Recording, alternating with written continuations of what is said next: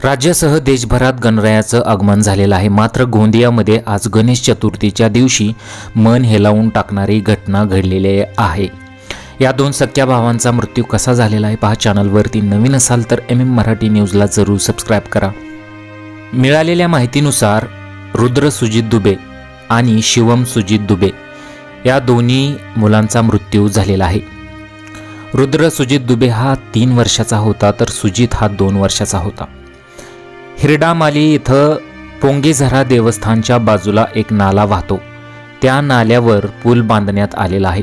मात्र पुलाची उंची कमी असल्यामुळे पावसाळ्यात नेहमीच या पुलावरून पाणी वाहते। देवस्थानात राहणारे पुजारी सुजित दुबे यांचे दोघे चिमुकले रुद्र दुबे आणि शिवम दुबे सायंकाळी खेळता खेळता या पुलावर ते पोहोचले। पाण्यात खेळण्याचा मोह चिमुकल्यांना आवरला नाही।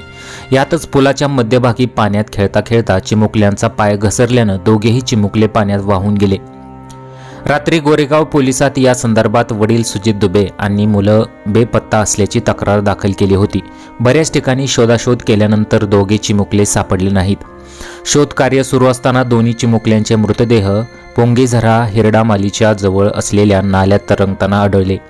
घटनेची नोंद कोरेगाव पोलीस स्टेशनमध्ये करण्यात आलेली आहे। ऐन गणेश चतुर्थीच्या दिवशी दोन्ही मुलांचा बुडून मृत्यू झाल्यामुळे दुबे कुटुंबावर दुःखाचा डोंगर कोसळलेला आहे।